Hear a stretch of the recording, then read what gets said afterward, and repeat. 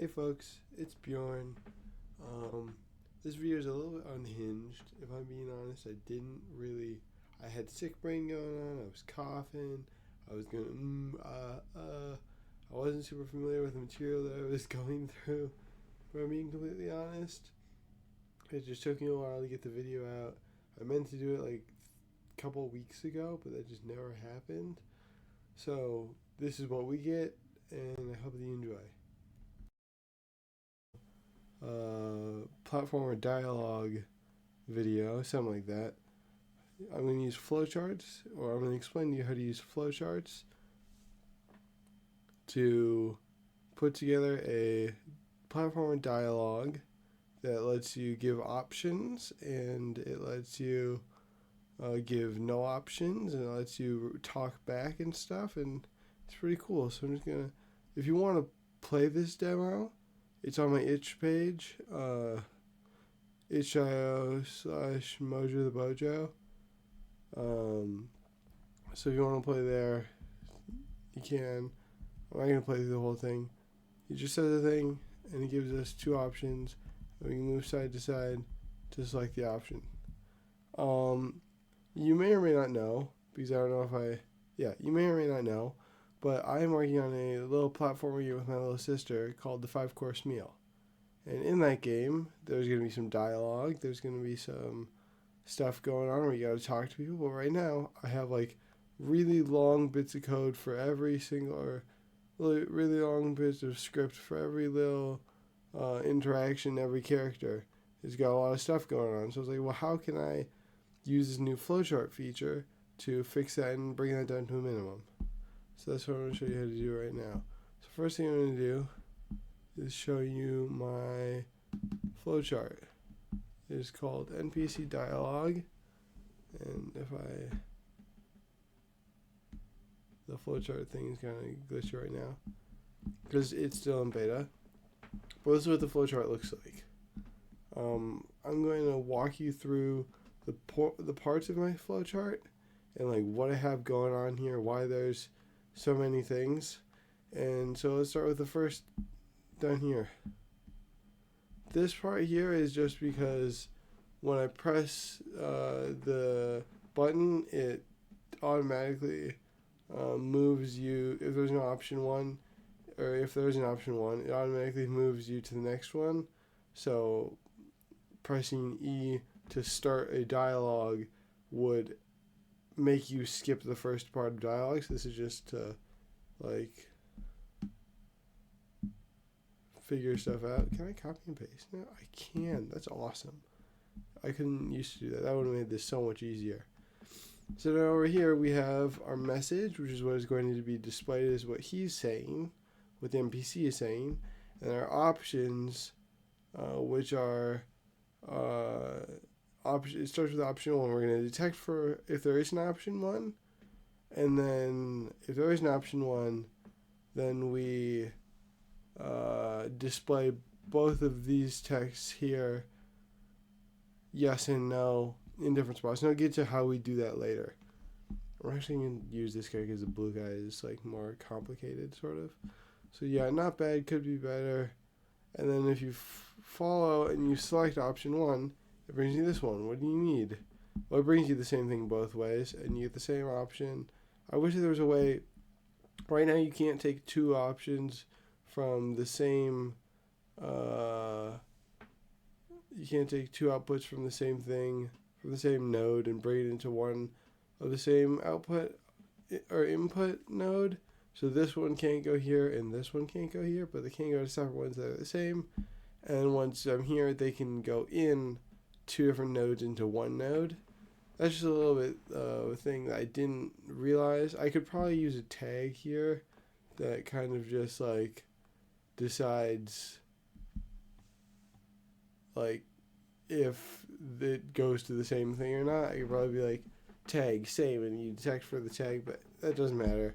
This is the way I did it the first time I did it. And then you have up here, you ask for quests, it gives you just straight up a message, and then ends. And when it ends, we don't want you to keep giving you a prompt to to like keep talking to when you can't talk to anymore. So the prompt is going to go away once we get here. And you see here how it says tag blue.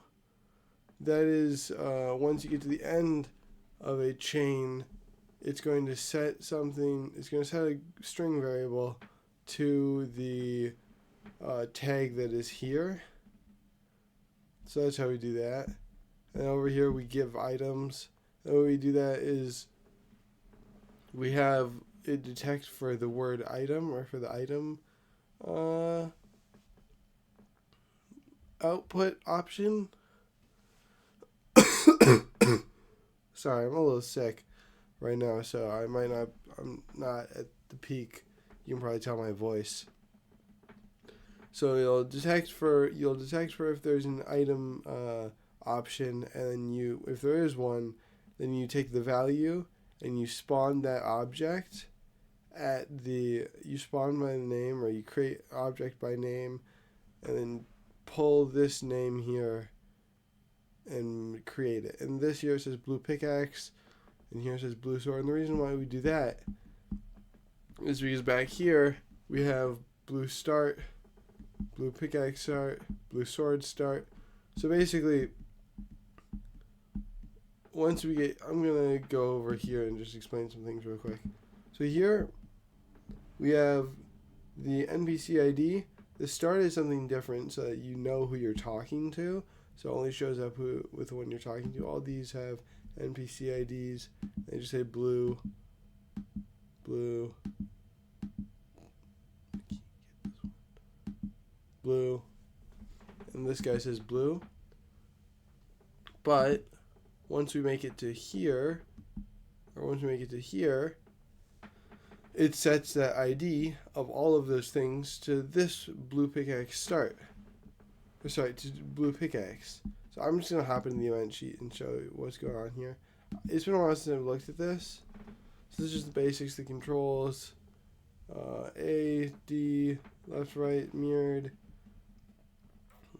unmirrored, space, jump, R, restart the layout to test stuff. On collision with sword, you basically equip the sword. On collision with pickaxe, equip the pickaxe. Flowchart controls. So this is where it gets a little bit fancy.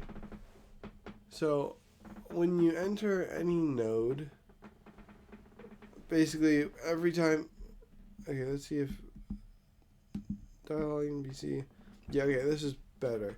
This is probably better to start with. I don't know why it's ordered like that. It's been like a couple weeks since I worked on this project.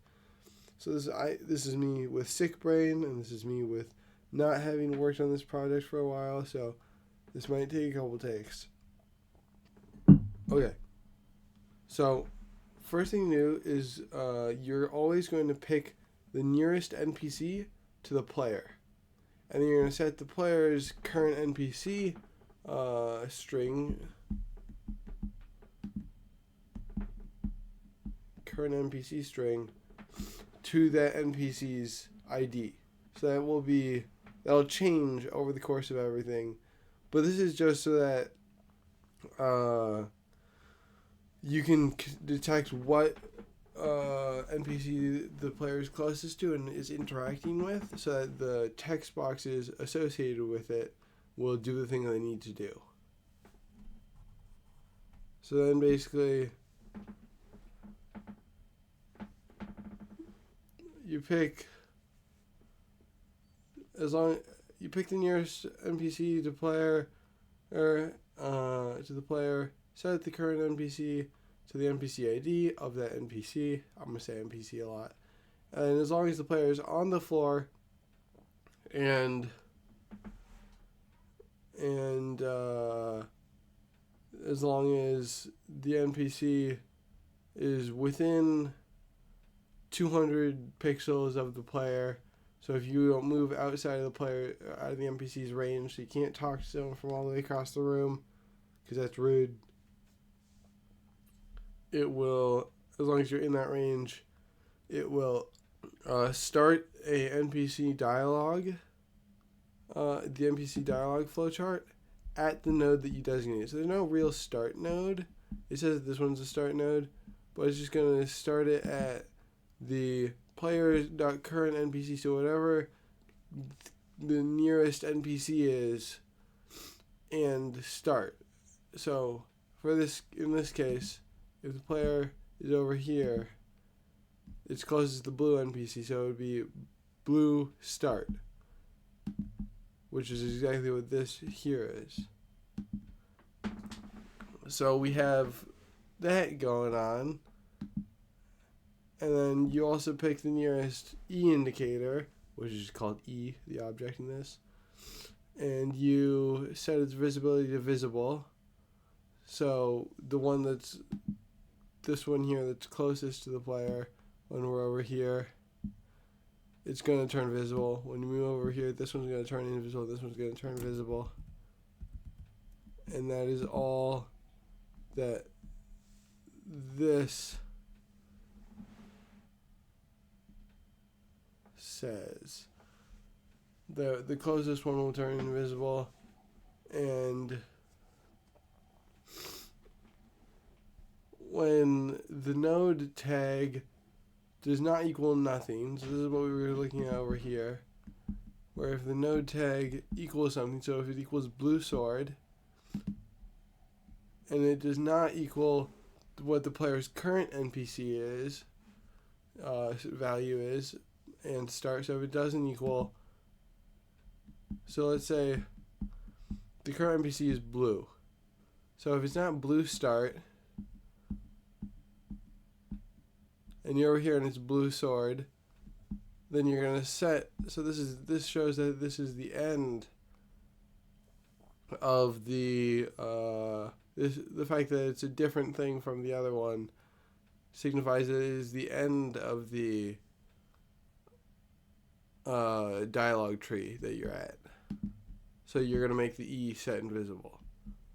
Okay, this is already a little complicated. So when you press E and you are within the range of it, and it's been started at the player current NPC start,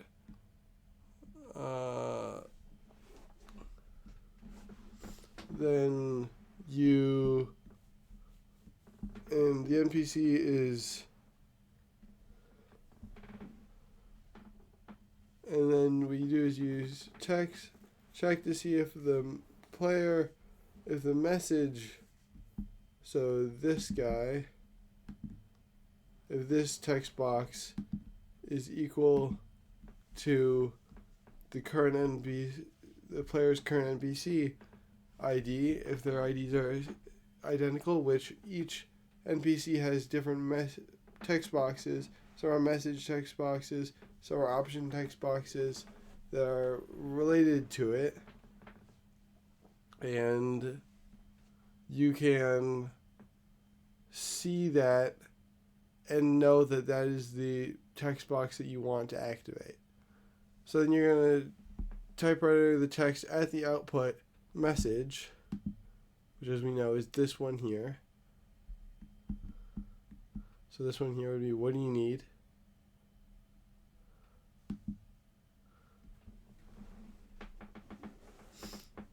And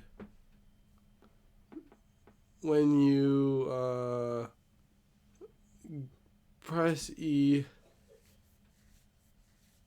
and it does not have an option 1 or a 1 option, which is another option, which we will see here, which is 1 option. We just have swords. Do you want one? 1 option. So this is one. Only one thing will pop up. Only 1 option. You press yes, please. So when there's neither 1 option or no option, well, there's no options at all, and you press E, you go straight to the output. Output 0. Otherwise, if you have 1 option, you go to output 1 option. Obviously, you go through 1 option output, and you set the 1 option text to nothing. So what that means is if this here says text, and it turns into, let's say,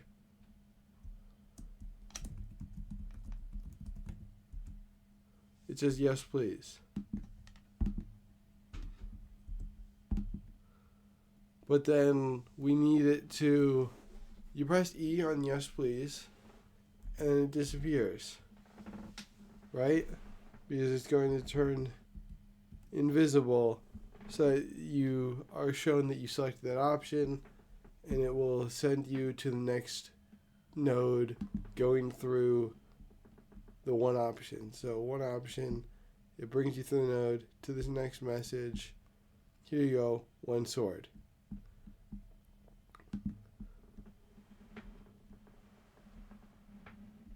Otherwise, if you're mirrored, so this is if you don't have one option, if you have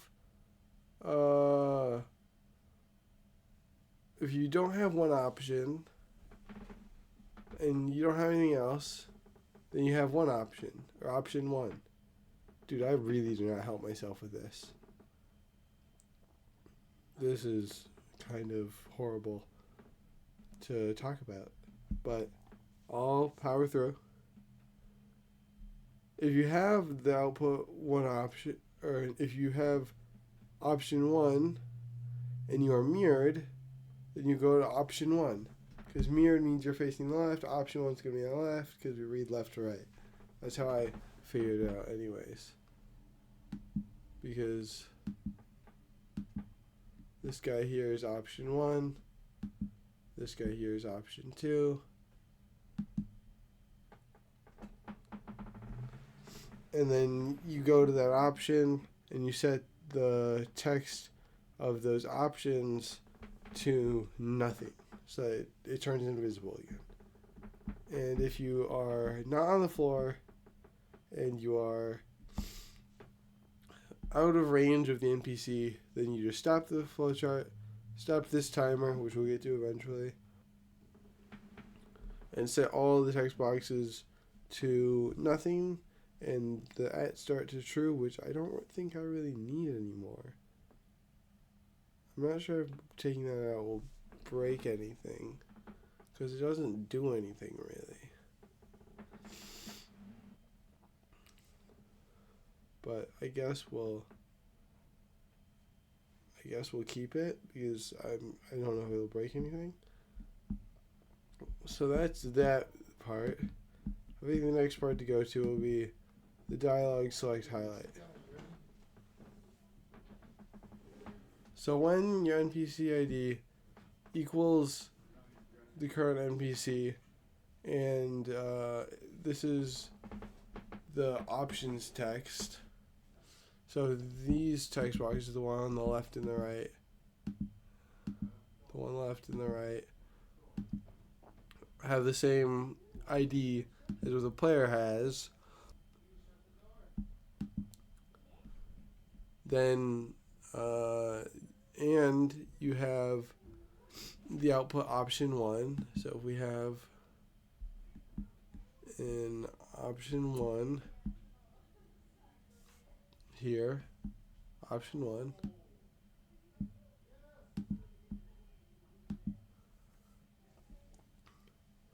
and and you have the timer option timer, which is basically just to say that we want the, what we want is we want the, shoot, it's not coming.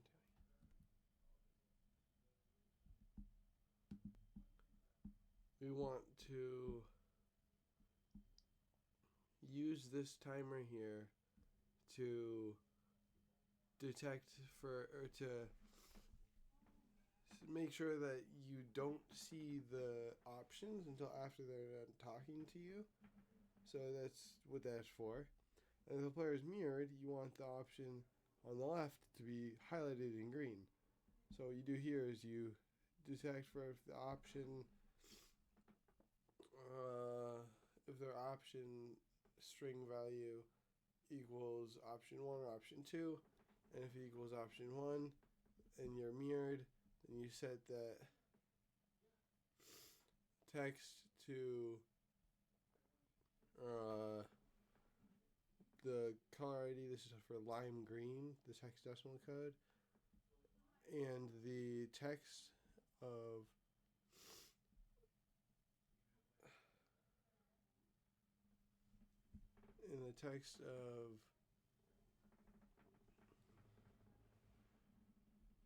the flowchart option 1 output, and then you just end the color, so it surrounds it in the color, makes it the color, and then this one you just set it to the straight black version so that you know it isn't being chosen. And then it's the same thing for the option 2. When option 2 is being selected, then you make it highlight green, and you make option 1 not highlight green. This also makes it so that it sets the option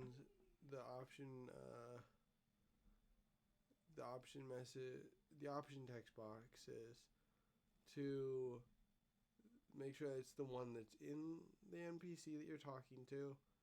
Make sure that it's the one that you're facing. You're gonna make sure that it's the thing that you're dealing with, pretty much. And that's what this does. And to make sure that you show the text in the right option box. Yeah. And so here comes the meat and potatoes of the whole thing. The one that makes a little bit less sense. So once you enter any node, you're going to immediately detect for if the message text box, so this one here, or this one here, corresponds with the nearest NPC that the player is to. So it's this one, then it'll be talking to this text box. If it's this one, it'll be talking about this text boxes. And the text box will typewriter the text of the message value. So this value here, what do you need? So what they're telling you, what the NPC is saying. And if it has one option, then you're going to wait 3 seconds, because that's how long it takes to typewriter. So after they're done talking, then you can say your deal. And if you have one option, after they're done talking, you can after they're done talking, you're able to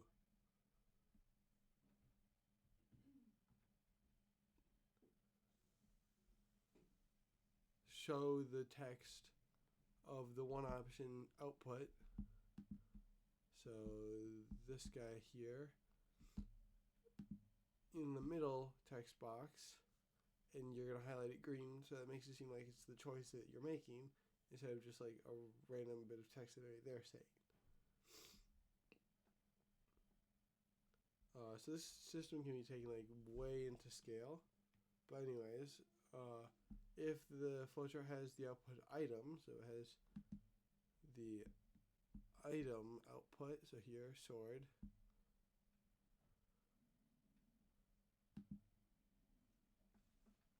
then you're going to create the object named as the output that you have, so the output name, and you're going to set all of, if there's an item, there's an easier way to do this, which is probably to detect for a tag and detect if the tag doesn't have start in it, or just detect for if the tag does not equal to the current player tag, the current player string value, and then and start. And then if it doesn't, then you can set it to that. But right now I have it based on when you get an item, which will be the end of the text chain. then you can, then you will detect, you're gonna detect for the player, the NPC that has the same NPC ID as the player. So now you're detecting, so this is the one that's being copied, and you detect to see if that NPC ID is identical to all of these different text boxes, IDs, and you set all of them to one of these tags. So what that does in practice is if I debug this layout,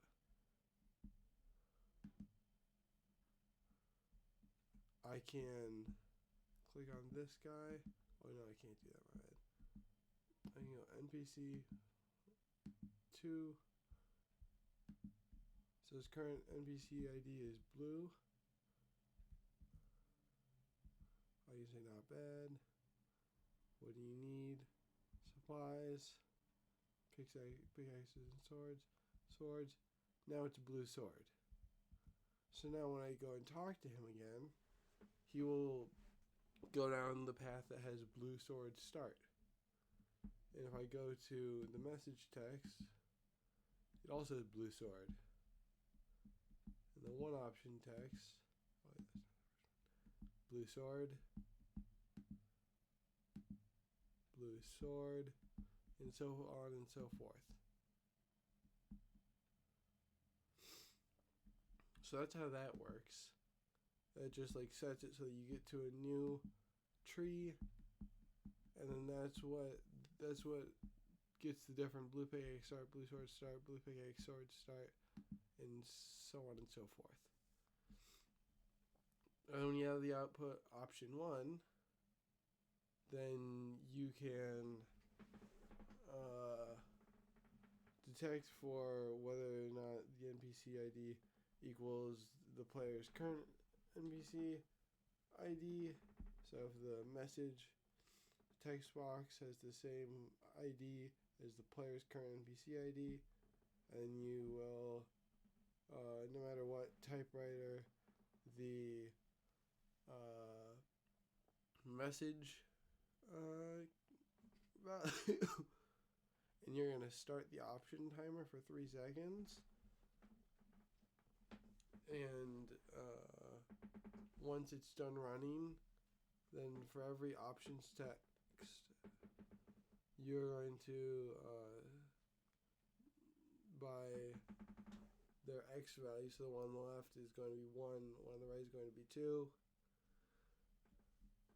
You set the option to the flowchart output value plus loop index, which basically is just a fancy way of saying that if it's the first time through here, then it'll set it to 0 plus 1. So that'll be option 1. If it's the second time through, it'll set to 0 plus, it'll set to 1. No, sorry. If it's the first time through, it'll set to 0 plus 1, which is 1. If it's the second time through, it'll set to 1 plus 1, which is 2, which will generate the needed text boxes for you. And so that was a very difficult explanation for something that should have been so simple. I hope you enjoyed. I hope that this helped at all if you're also looking to make 2D platformer dialogue boxes. You could always make a window where you can press Q, or you can always make so that you can press Q or something to leave the dialogue option. That is something that I don't want to do, because then I overuse button presses, and one thing that could mean one thing one time means another thing another time, and like there's a lot of explaining to do. But it's, you can always change that here, where you can set down here. Can you make this an or block? You make else or add condition keyword key press Q